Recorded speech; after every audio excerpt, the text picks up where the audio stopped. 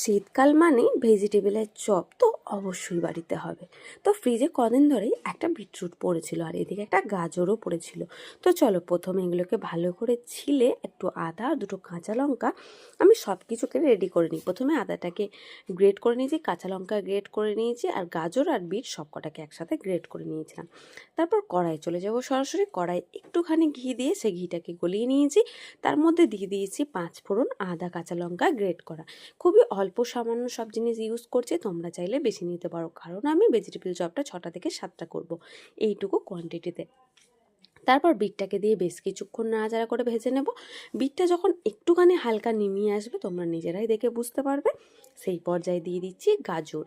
গাজর যেহেতু এগুলো ছোটো ছোটো গ্রেট করা, সেই কারণে আমার বেশি ভাজতে কিন্তু একদমই লাগছে না। তোমরা যদি কুচিয়ে দিতে চাও সেক্ষেত্রে সিদ্ধ করে দিতে হবে।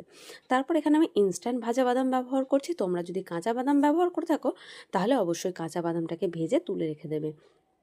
তারপর সিদ্ধ করে রাখা আলু আর ফুলকপি এর মধ্যে সব কিছুকে দিয়ে সুন্দর করে ম্যাশ করে নিয়েছি। চাইলে তোমরা হাতেও করতে পারো। তারপর পর্যাপ্ত পরিমাণে লবণ দিয়ে দাও, সামান্য একটু হলুদ গুঁড়ো, আর দিয়ে দিলাম সামান্য একটু ভাজা জিরের গুঁড়ো।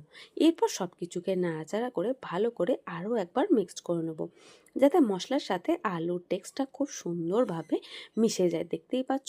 আর এদিকে বৌদি টোস্ট গুঁড়ো করতে শুরু করে দিয়েছে। যেহেতু বাড়িতে ব্রেড ক্রাম্বস নেই, তাই আমি এখানে টোস্ট গুঁড়ো ইউজ করছি। তোমরা চাইলে ব্রেড ক্রাম্বস ইউজ করতে পারো।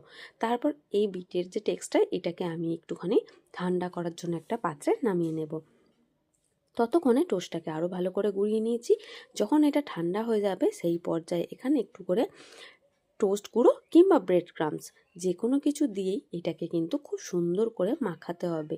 না মাখালে তেল তেল করবে, খেতে কিন্তু তখন একদমই ভালো লাগবে না। ঠিক এইভাবে থিকনেসটা আসবে, বুঝতেই পারছো আশা করছি যে কতটা টাইট হয়েছে। এরপর সরাসরি এইভাবে একটা ভেজিটেবলের শেপ দিয়ে দিলাম। তোমরা চাইলে যে কোনো শেপ ইউজ করতে পারো।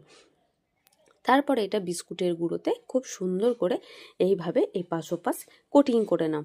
আর তারপর গরম কড়াইয়ে তেলে ছেড়ে দাও একটা একটা করে।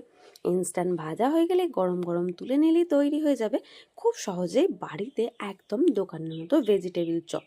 তোমরাও কি চাও বাইরে না খেয়ে বাড়িতে খেতে একদম তেল ছাড়া, খুব কম তেলের মধ্যে? তাহলে এই রেসিপিটা শুধুমাত্র তোমাদের জন্য গাইজ। তো একে একে আমি ভেজিটেবল চপগুলো ভেজে নিয়েছি। একটা কথাই তোমাদের এখানে টিপস দেবো, ভেজিটেবল মানে চপের কোটিংটা যত সুন্দর করবে, তাহলে কিন্তু ভেজিটেবল চপের গায়ে একদমই কোনো রকম ফাটাটা আসবে না, নিজে নিজে ফাটবে না। তোমরা দেখে আশা করছি বুঝতেই পারছো। এর সঙ্গে যদি থাকে একটু স্যালাড সস, আর তাহলে কি চাই গাইস। তো চলো খেয়ে টেস্ট করে দেখা যাক কেমন লাগলো। আমার তো দারুণ লেগেছে।